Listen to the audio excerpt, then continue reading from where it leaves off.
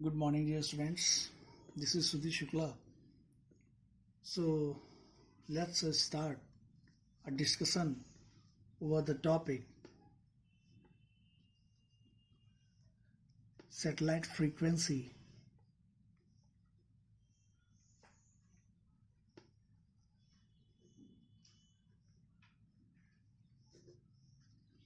Allocation and band spectrum.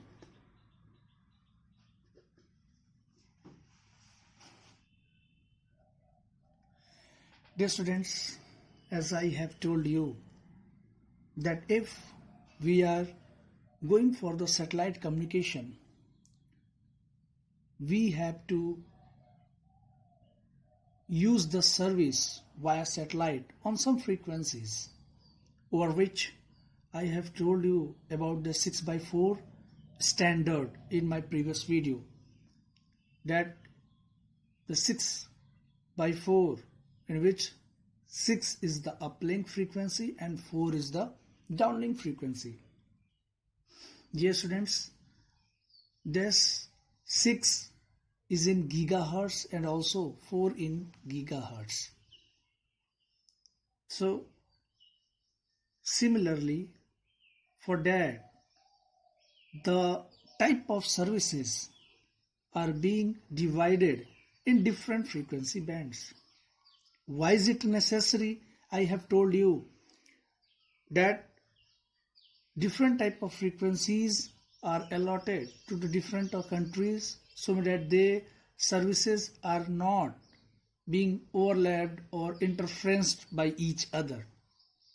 So, allocating frequencies to satellite services is a complicated process actually, which requires international coordination and planning, because as bands are, this band is nothing but the group of frequency.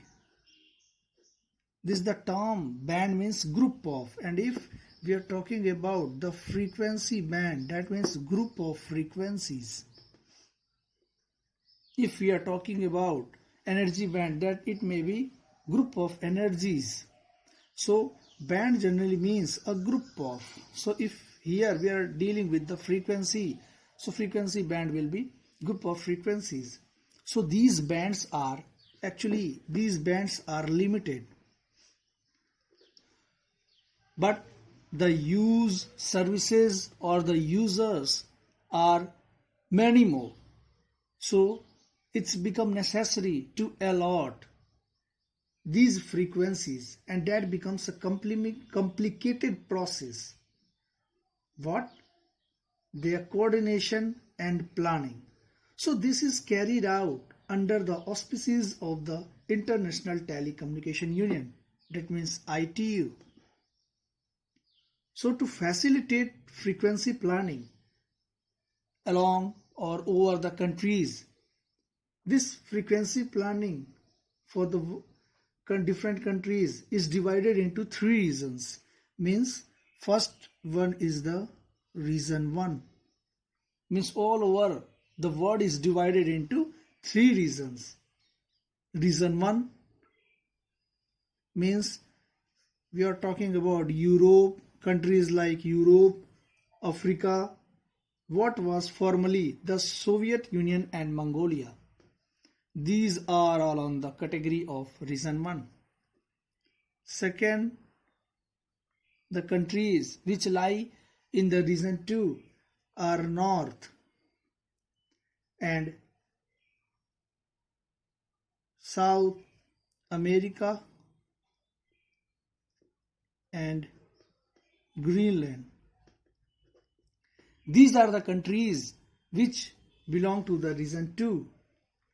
And the third, last region is region 3, in which the countries like Asia, Australia and South West Pacific. So what I mean actually, that the frequency allotment is being done on the behalf of these regions. If the countries are like which the standards, the frequency is somehow different. For the region 2 countries, the frequency will be different. For region 3 countries, the frequency will be different. So within these regions, frequency bands are allocated to various satellite services. Although a given service may be allocated different frequency band in different regions. So some of the services provided by satellites are FSS. This is what? Fixed satellite services.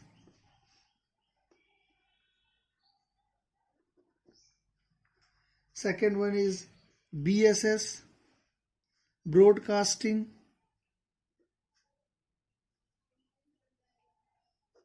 Satellite services.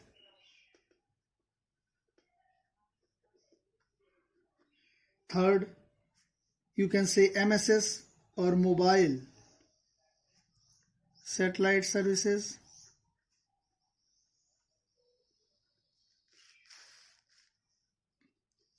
D, navigation, means you can say NSS, navigation satellite services.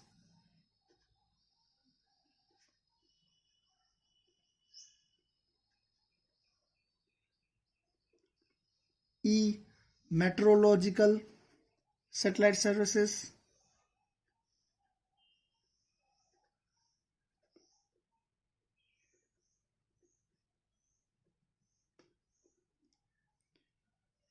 So these are the basic services which are provided by the satellite.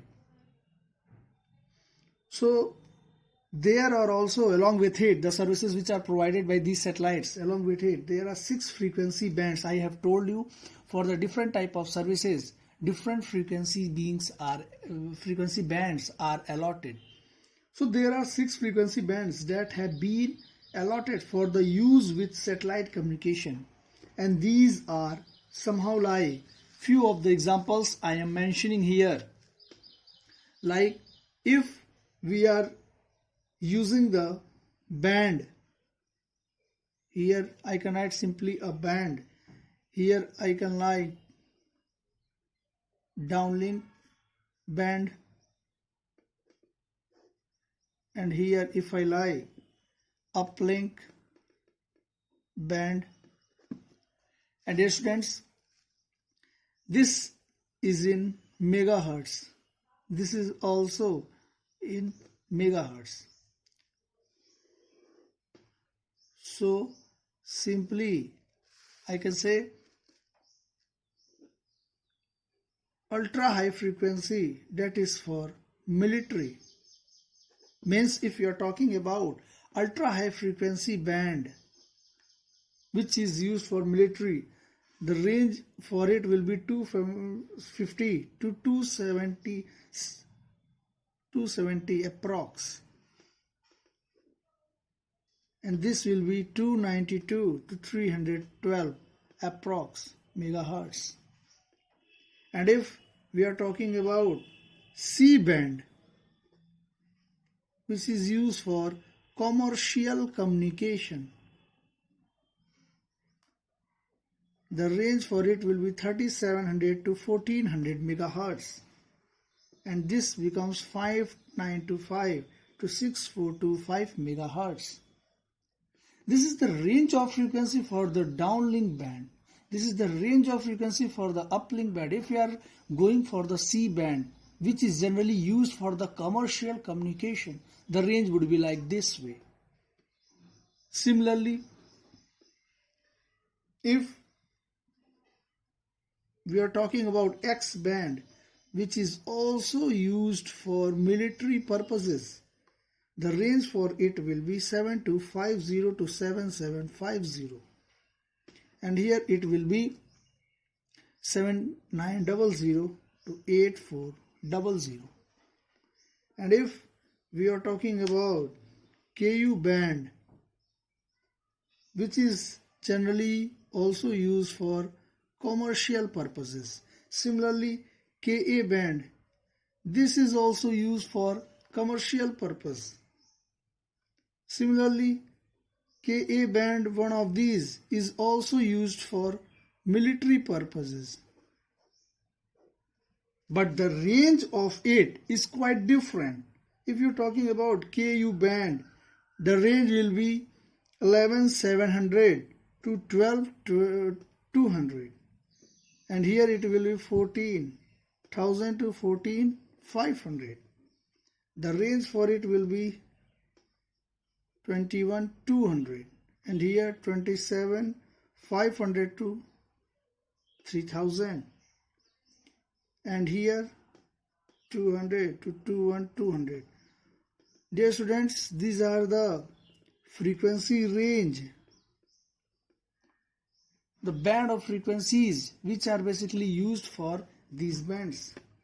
So what I mean, if we are going for the satellite services, if we are using satellite for specific application, we have to operate on these separate bands.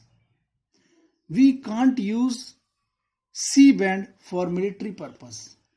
We can't use Ka band for commercial communication purpose or weather forecasting or for navigation or what the services I have mentioned here.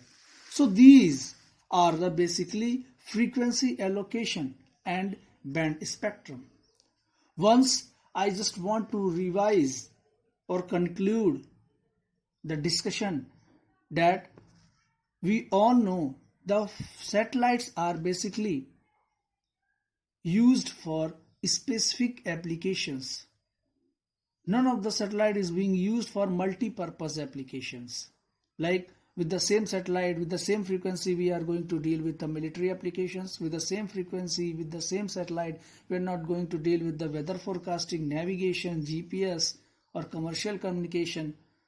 If we have to go for a commercial communication, we have to use different satellite. If we have to go for military application, we have to use for different satellite. And along with these satellites, which services they are providing, the frequency band should also be different. Because if the frequency bands are different, there are very less number of chances that the interference of the signal occur. So I hope you come to understand what does this satellite frequency allocation and band spectrum means. So thank you so much for this discussion. I hope you come to understand what I have taught to you, and if you have any type of doubt, you can directly ask to me. Thank you, students. Thank you so much.